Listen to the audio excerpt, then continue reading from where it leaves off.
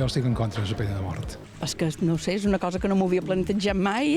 En contra total. Que estiguin a la presó, que estiguin tot el que vulguis, però matar... Si es por homicidio o violaciones de niños y todo eso, sí. Matar una persona no. Si ha matat a qualcú, sí. Mai haurien d'haver existit, però per mala sort, la humanitat hem estat així. Que nadie tiene derecho de decidir sobre la vida de nadie. No, hi ha gent que s'ho mereix, saps? Però... Jo crec que també se'n mereixes morir.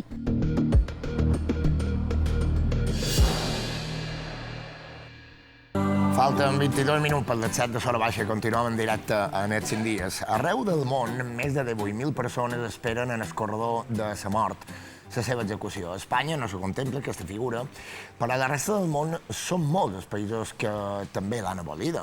Tot i això, a un total de 23 estats encara està vigent la pena de mort. Aquesta setmana s'ha celebrat el Dia Mundial contra la pena de mort i precisament aquest dia també el Congrés dels Diputats espanyol ha duit a debat la llei de la cadena perpètua revisable a Espanya. Temes dels quals avui volem debatre en els nostres convidats, que tot d'una vos presentam en Carlos Florit, que benvingut. Moltes gràcies, bones tardes. En Paco Palacios, que és coordinador d'Amnistia Internacional a Balears. Muchas gracias, buenas tardes. I el nostre company Pedro Prieto, com estàs? Benvingut, mestre. Hola, buenas tardes. Bien. Anem per ordre, si t'assembla, Carlos, què és la cadena perpètua revisable? Té trampa, com diuen alguns. Té trampa. La cadena perpètua revisable, que li diuen presó permanent revisable, vol dir que quan te condenen per delictes molt greus i molt excepcionals, te condenen a cadena perpètua. Però a partir dels 25 anys te la poden revisar i te fan una avaluació de la teva evolució com a pres i, per tant, pots sortir de la presó si la teva evolució ja indica que no hi ha una perillositat, que ja no ets un perill per la societat i, per tant, se pot, diguéssim, canviar la situació de pena de cadena perpètua. Quan te condenen, tu no saps si estaràs a la presó tota la teva vida fins que te moris o si estaràs com a mínim 25 anys. Per tant, és cadena perpètua, però revisable, sí, però no. Paco, la pena de mort s'hauria d'erradicar? Bueno, pues quería empezar porque hace 40 años Amnistía me propuso a la comunidad internacional erradicar la pena de muerte.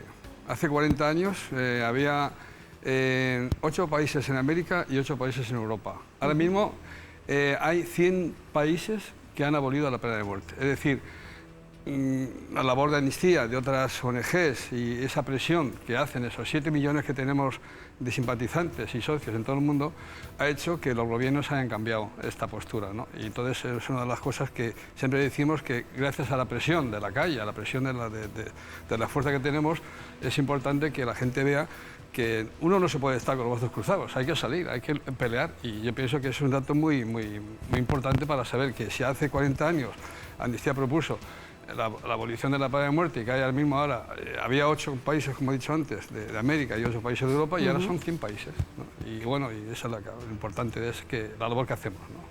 Pedro, tu has corregut tot el món com a reporter, com a periodista, has estat en contacte amb condemnats a mort, ho has vist de prop com viu un condemnat a mort, quin és el seu dia a dia, perquè deu ser una espera tan tensa, desagradable i terrible que deu ser imposible no transmetre qualque cosa.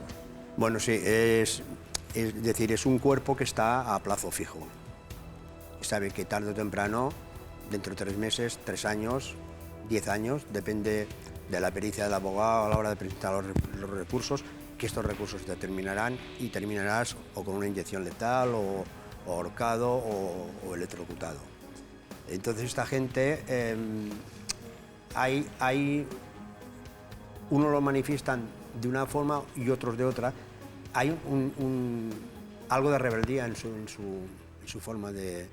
Joaquín José Martínez, que es con quien estuve hablando, él nunca hablaba de cambiar, de conmutar la pena de muerte por cadena perpetua.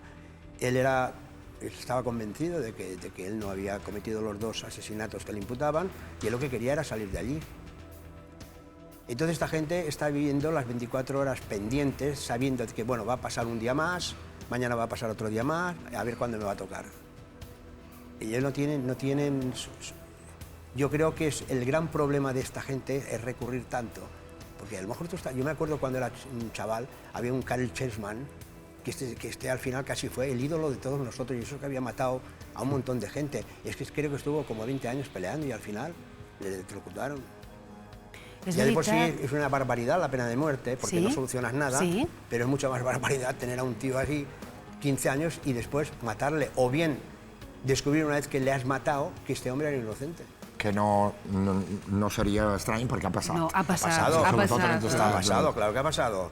E incluso en aquella época de Joaquín, yo me acuerdo que hubo uno que había estado como casi 30 años en la cárcel y el abogado demostró que no era culpable, el soltaron i tuvieron que indemnitzar. És veritat, va haver una gran indemnització, ho recordàvem aquest cas, però en tot cas, si la tendència és abolir-la, no? O el manco fer aquestes passes, legalment, Carlos, és complicat fer-ho? Anem a veure, legalment a Espanya no, a Espanya la tenim completament abolida, la tenim abolida a la Constitució i de fet, i aquest dia que se parla molt del que costaria reformar la Constitució, per reimplantar la pena de mort a Espanya, primer necessitaries 2/3 del Congrés i 2/3 del Senat, eleccions anticipades, que el nou Congrés en 2/3 la posés, que el nou Senat en 2/3 la posés, i llavors referèndum a tot Espanya. És a dir, nosaltres tenim abolida per sempre més la pena de mort. Però els països que sí la tenen, llevar-la legalment és complicat? Pues depèn de cada país, de la legislació de cada país, i moltes vegades, per exemple, jo crec que en els Estats Units el problema és que la gent la vol. És a dir, en els Estats Units, un polític que diu que està en contra de la pena de mort, immediatament el veuen dèbil.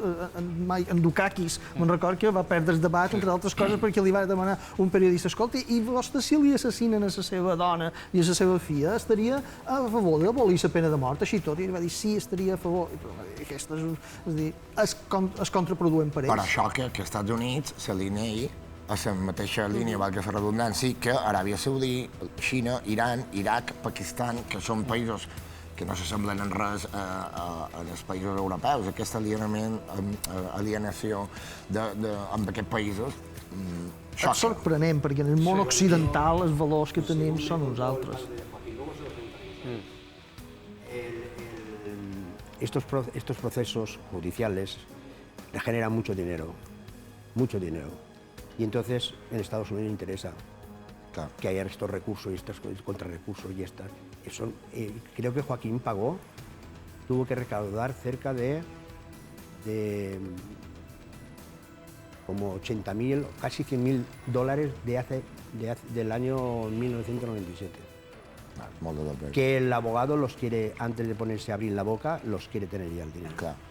Si no, no se pone a treballar. Hem lligat els dos temes perquè la presó permanent revisable, molta gent diu que és una cadena perpètua batllada i que és l'avantesala de la pena de mort. Que una cosa du l'altra, per això hi ha molta por amb la presó permanent revisable, que els crítics, com dic, qualifiquen de cadena perpètua solapada, perquè se passa abans de la pena de mort. Creus que hi ha perill, Paco, que una presó permanent revisable dugui a la gent a demanar encara més i que caiguéssim això per any en un futur reclamar la pena de mort? La postura de amnistía sobre el tema de la máxima condena que hay en el Código Penal español son 25 años, que eso debe ser una especie de condena perpetua, mientras que esa sea revisable, nosotros ahí no tenemos nada que alegar, porque siempre uno puede, en este caso, ir a los tribunales y que una vez que haya cumplido esa condena, pues que sea revisable. Pero yo lo que quisiera un poco enlazar lo que estaba antes diciendo Carlos sobre el tema de Estados Unidos, que cuando fue la cifra más alta de ejecuciones en Estados Unidos fue en los años 69, 70, y el año pasado fueron 20 ejecutados en Estados Unidos. ¿Qué quiere decir? Que es verdad que todavía hay una parte de la población americana que lo pide, pero también hay una parte de la población que está en contra, ¿no? En este caso, pues una amnistía, cuando se va a ejecutar a alguien, ahí estamos nosotros con otras organizaciones para que eso no se lleve a cabo. Y luego, lo que ha pasado este año es que, claro, países como China, tenemos constancia que son 1.000 ejecuciones, pero es posible que haya más, porque no tenemos datos fiables, ¿no? Le sigue Irán, le sigue Arabia Saudita, le sigue Irak. Y claro, nosotros lo que vemos es que en estos países la mayoría de las ejecuciones están encauzadas a la pobreza. Si tú no tienes un buen equipo de abogados, ¿qué sucede? ¿Os acordáis de aquel caso, de aquel señor que intentó matar a Reagan, no? Pues este señor tenía un buen equipo de abogados y no pasa nada. La pregunta es, ¿qué hubiese pasado si ese señor hubiese sido un pobre hombre negro o de etnia hispana y demás? Pues sí, perquè desgraciadament depèn de cada cas, afecta molt, i el futur pot ser un o pot ser altre. Pedro, ha passat temps amb persones que ho han viscut. Jo te demanaria, Pedro, quin record et queda?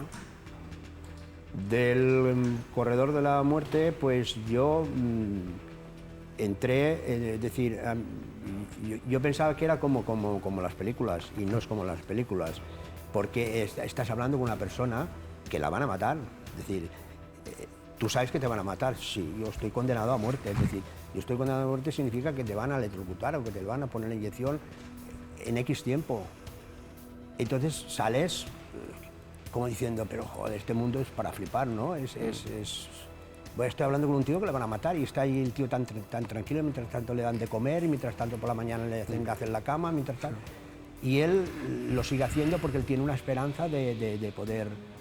Yo, claro, yo estuve hablando con una persona normal, pero también hay mucho loco dentro del corredor de la muerte, mucha gente desesperada y mucha gente muy mal de la cabeza, ¿eh? Entonces yo no te lo puedo... Pero vamos, a mí es que... Para mí fue... Es decir, esto nada más estaba en el cine, no, pues está en la realidad. Como también me contó Joaquín, que había unos días a la semana que, previo pagando una cantidad de dinero, tú podías entrar en la cárcel para ver a los presos condenados a muerte, como cuando te vas al zoo a ver los monos o a ver los delfines. Increïble. Sí. O sea que...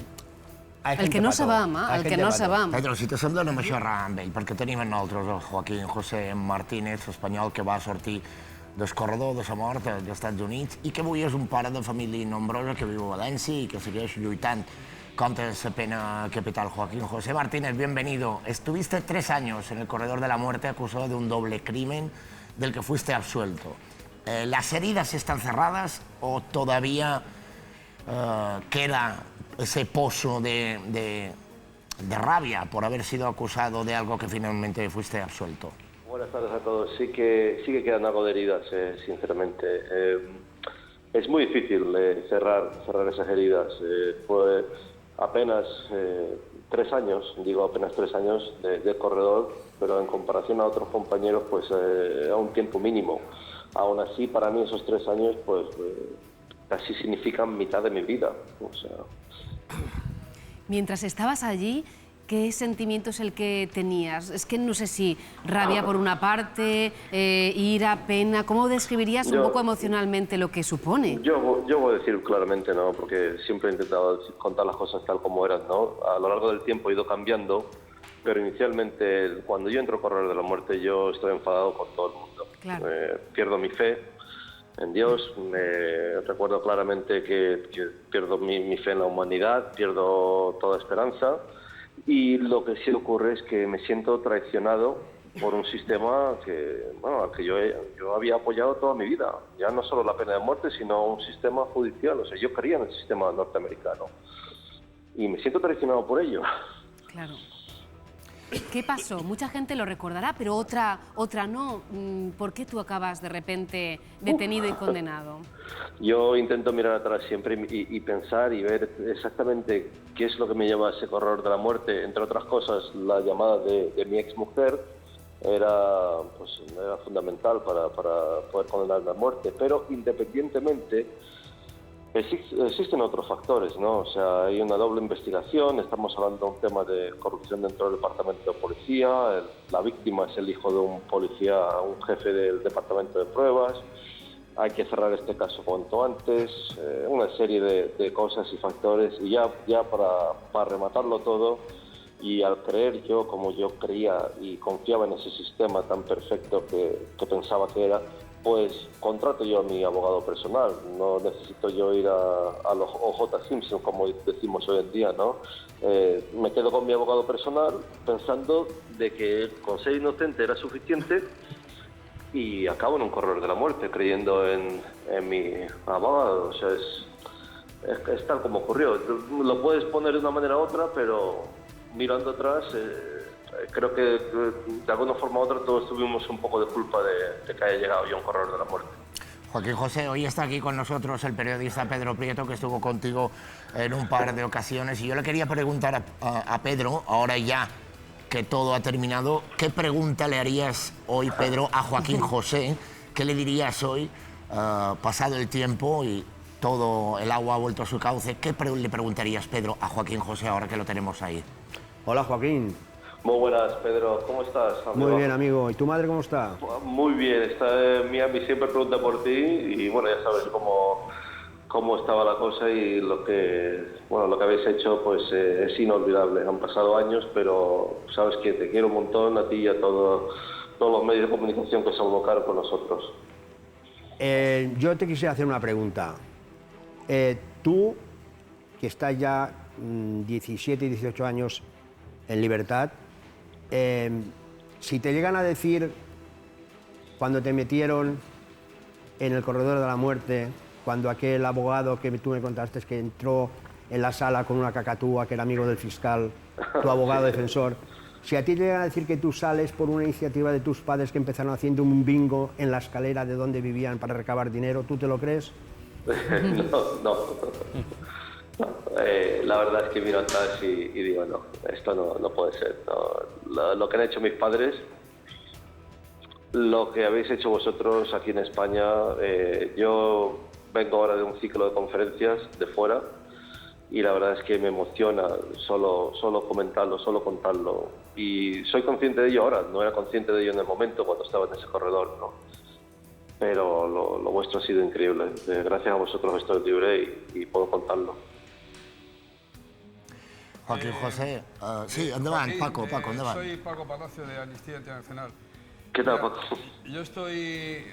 Me estás contando lo que es estar en el corredor de la muerte y yo tengo ahora que decir una cosa que a mí me atañe profundamente. Mi padre estuvo 3 meses, no se llamaba corredor de la muerte, cada día nombraban un listado y bueno, pues en 3 meses mi padre me contaba que no sabía si al día siguiente y le iban a sacar a él. Y eso fue una angustia tremenda. Yo digo esto porque estoy en contra, lógicamente, de la pena de muerte y estoy vivo porque gracias que no lo ejecutaron. Si yo no estaría aquí.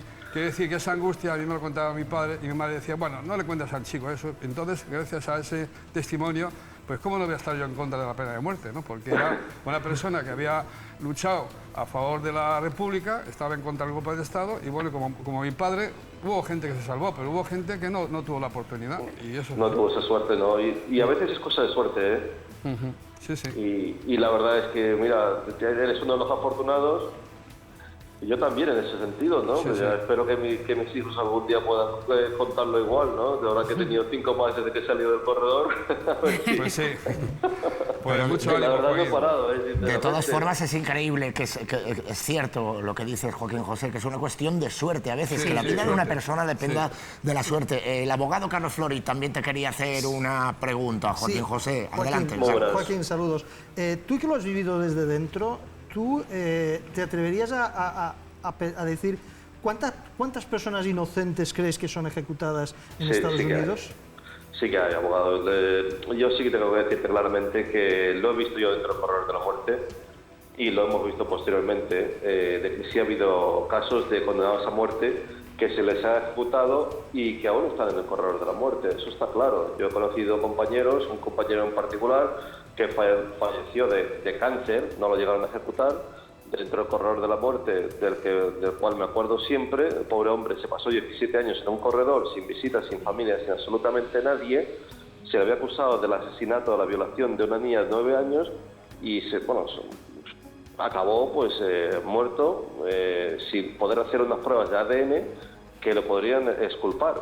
Al año de haber fallecido de esta enfermedad, pues decidieron los abogados que tenían en aquel entonces realizar estas pruebas y bueno, determinaron que el hombre era inocente y no solo era inocente, que las pruebas de ADN apuntaban a otro que estaba en otra prisión. O sea, yo te digo, yo cuando os hablo de eso se me rompe el corazón. O sea, yo he pasado 3 años en un corredor de la muerte y me he vuelto casi loco con todo el apoyo que he recibido.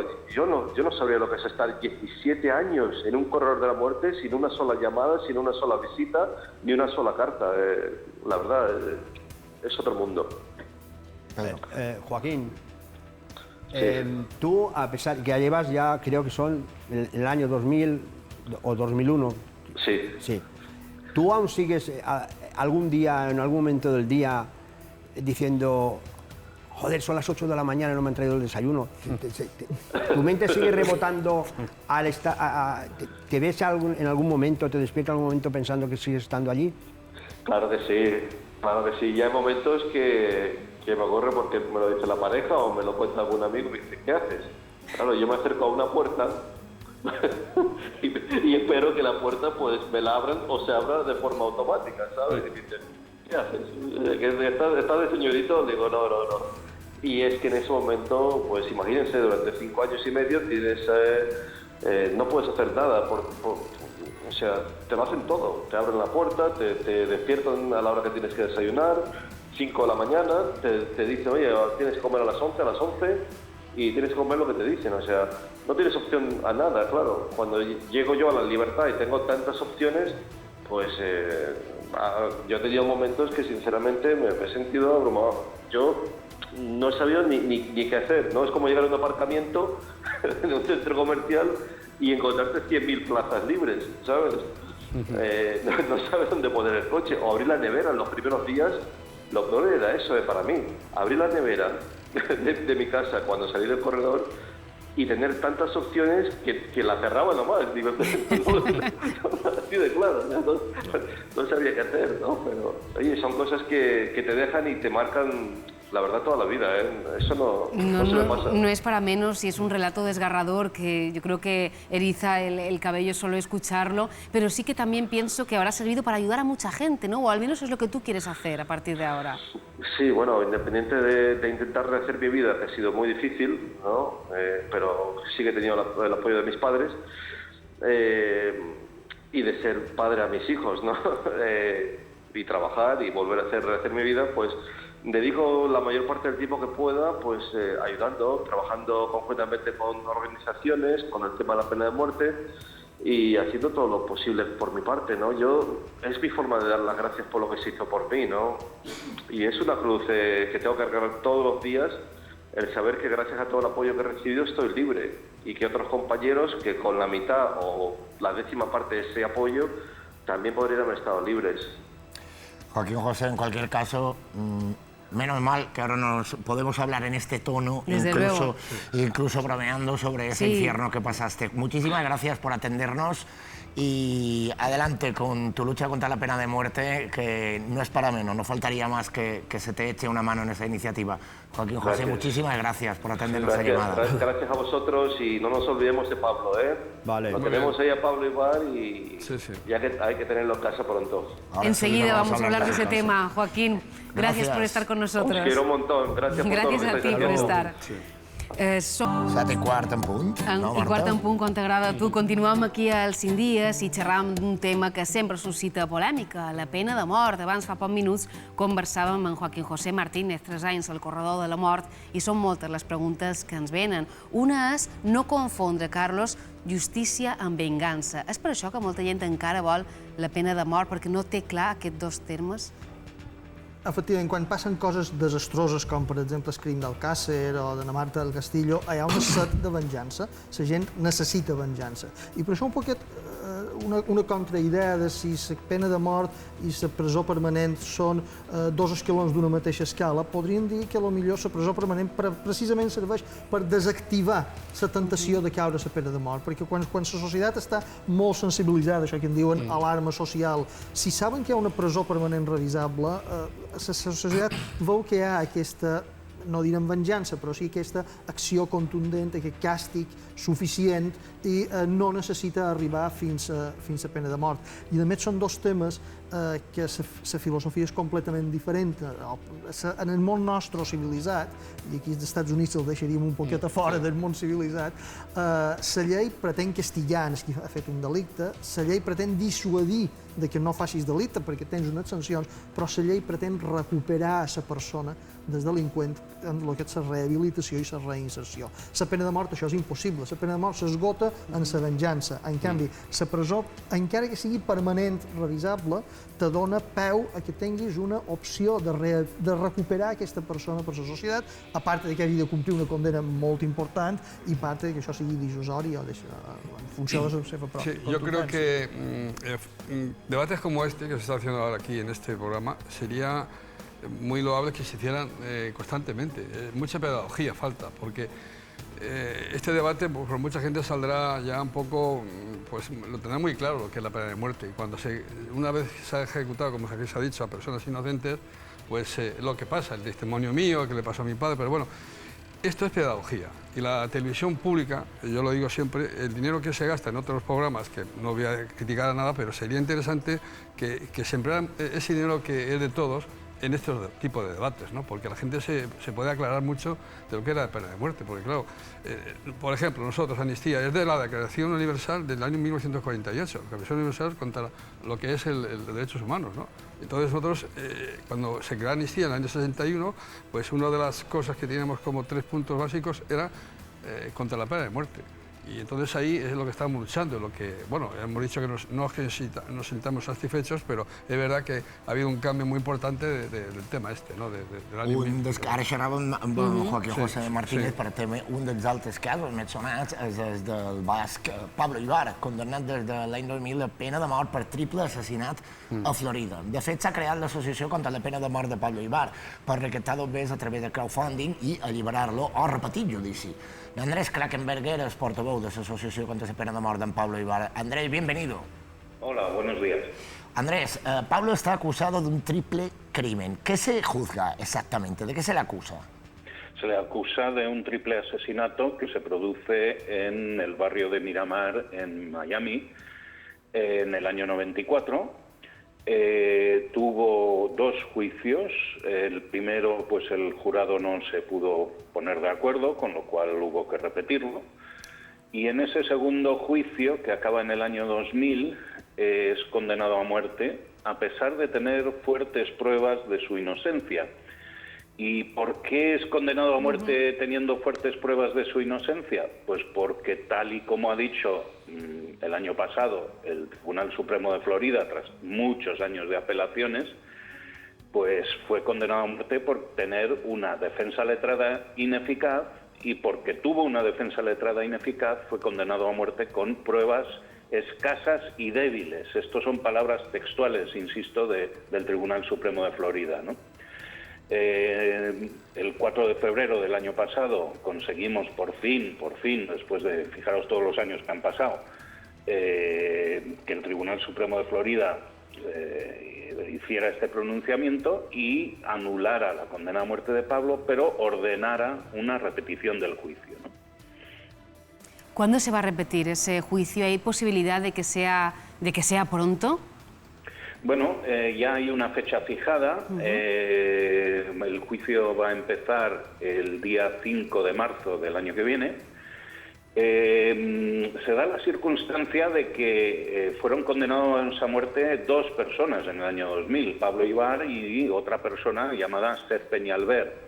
Seth Peñalver, en una primera apelación en el año 2006, consiguió que el Tribunal Supremo de Florida ya anulara su condena a muerte y ordenara la repetición de su juicio, por haber multitud de irregularidades en el proceso en el que fue condenado a muerte, al igual que en el caso de Pablo. Pero, él repitió su juicio en el año 2012, empezó en junio de 2012 y terminó el juicio el 22 de diciembre de 2012. Por tanto, unos 6 meses de juicio, que es lo que seguramente ocurrirá también en el caso de Pablo.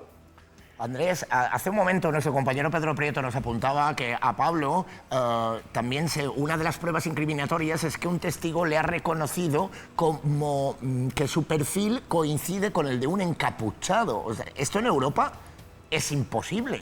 ¿Cómo puede ser que se tomen como válidas pruebas que a todas luces no pueden ser condenatorias?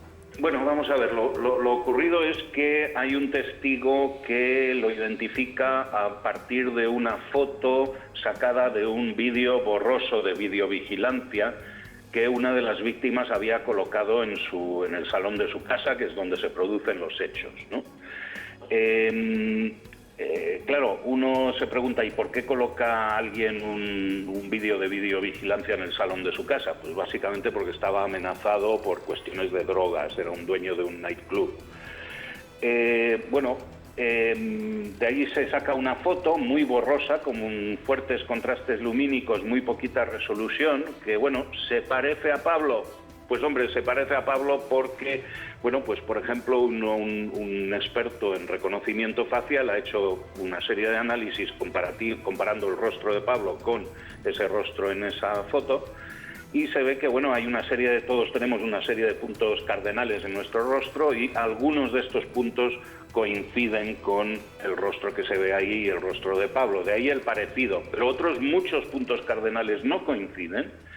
Y se da además la circunstancia de que este perito de renombre mundial, además en materia de reconocimiento facial, dice, pero es que además si me piden ustedes que yo haga un reconocimiento oficial y diga que ese es Pablo, pues no lo puedo hacer. ¿Por qué? Porque la foto realmente no reúne las condiciones de calidad mínimas necesarias para poder yo afirmar que es Pablo o que no es Pablo, ¿no? Por tanto, no sirve esa prueba, ¿no? Pero es que se da además la circunstancia de que, ese testigo hace esa declaración no de forma espontánea, sino que presenta su declaración al tribunal cuando ve que las autoridades ofrecen un incentivo económico, ¿no? Se sacan el típico anuncio de tantos miles de dólares de recompensa por cualquier testimonio que llegue a una inculpación. Y bueno, pues acude a comisaría, los detectives ponen en un primer reconocimiento sobre la mesa una serie de fotos, entre ellas está la de Pablo, y el testigo elige unas cuantas fotos de gente, pues más o menos todas muy parecidas, ¿no? Y Pablo entre ellos. Al día siguiente vuelven a convocar a este testigo a comisaría y ponen sobre la mesa dos fotos, la de Pablo y la de alguien que no se parece absolutamente nada a Pablo. Pues, ¿a quién va a reconocer? Esto se llama amañar un reconocimiento, ¿no? Entonces, esto junto con pruebas, yo creo que muy sólidas de la inocencia de Pablo, es lo que vamos a tener que discutir en la repetición del juicio, con una defensa letrada eficaz que, desgraciadamente hoy en día en Estados Unidos, quieres una defensa letrada eficaz en un juicio de pena de muerte, pues te la tienes que pagar. Exacto.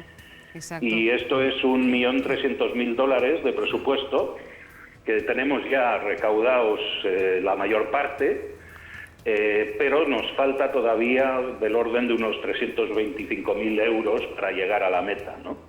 No me cabe duda, Andrés, que mediante estas campañas que tenéis de crowdfunding, yo creo que se podrá alcanzar esa cifra, y en todo caso, antes de despedirte, decir que se repita el juicio. Yo creo que eso ya es un aspecto muy, pero que muy positivo.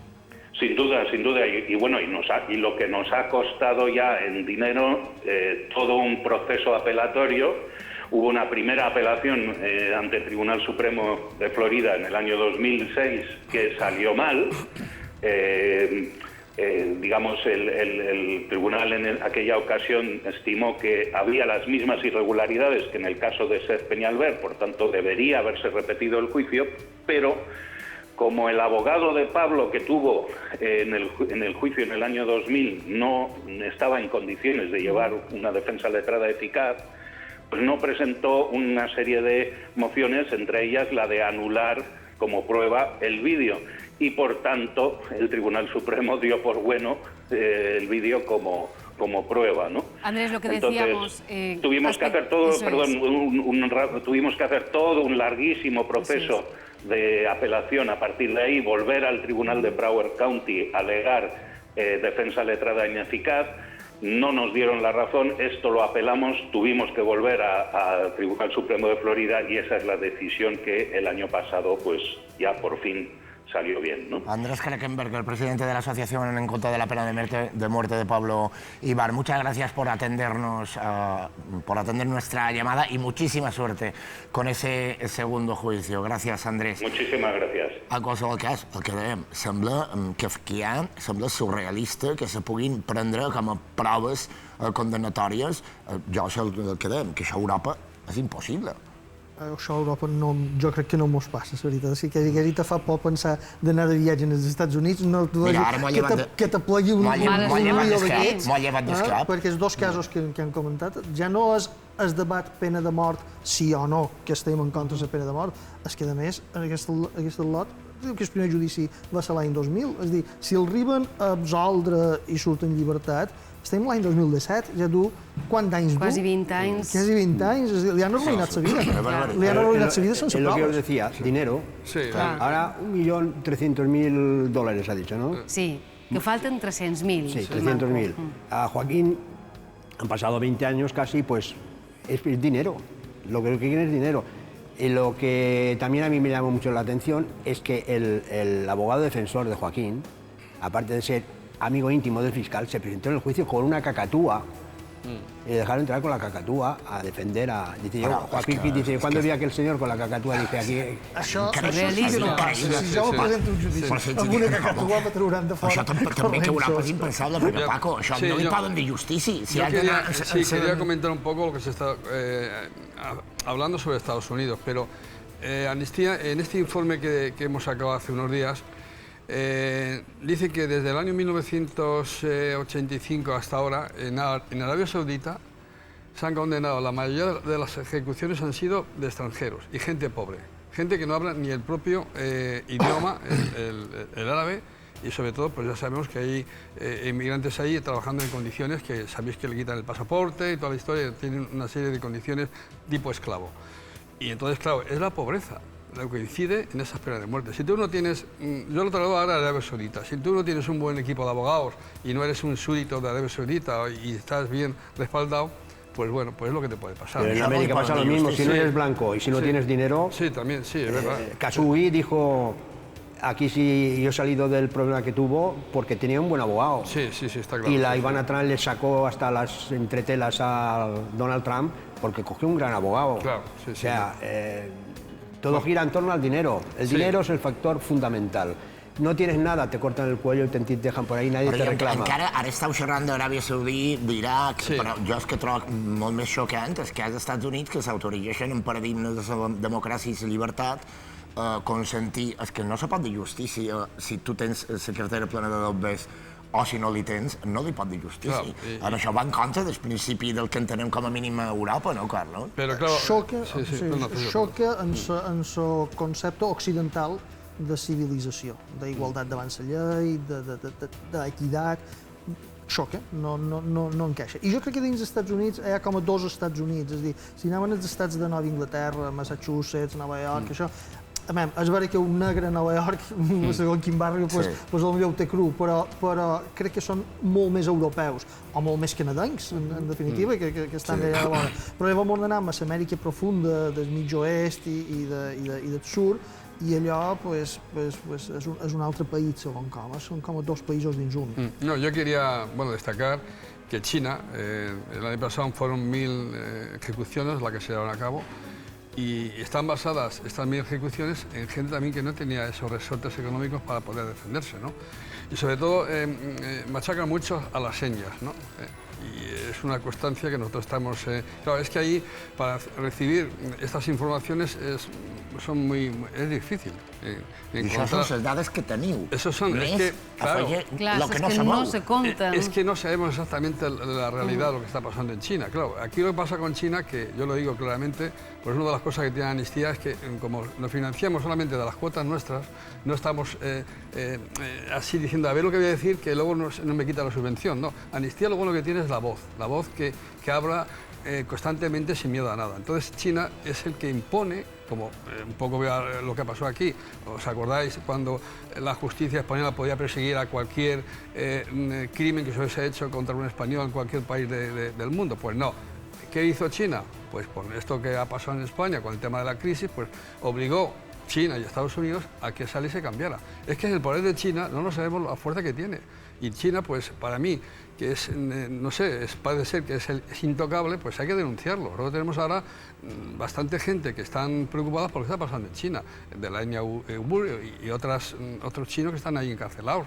Y estamos luchando. Lo que pasa es que Amnistía allí en China, pues bueno, pues parece ser que estamos siendo la embajada de Estados Unidos, porque a Amnistía le pasa eso. Cuando está lucha por derechos humanos en Rusia, nos dicen que somos de la CIA, y cuando luchamos por americanos dicen que somos rusos, ¿no? Como pasa en Turquía. Pero bueno, ¿qué pasa en China?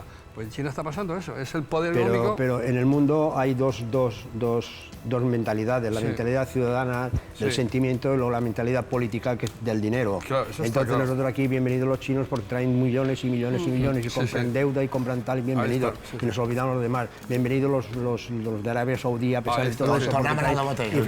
El dinero, és el dinero. I tot el que lo mueve és el dinero. Ens queden 2 minuts i m'agradaria afegir una pregunta molt ràpida, però si la tendència és a llevar-la, s'acabarà llevant la pena de mort o passarà molt de temps encara per veure-ho? En els Estats Units pareix que falta que estem enrere perquè la llevin. És a dir, el més impopular, si un polític vol perdre les eleccions, és dir que vol llevar la pena de mort, o si un governador, inclús a les eleccions de governador, la possibilitat que te commuti la pena de mort. Si hi ha eleccions aviat, s'esfonsa.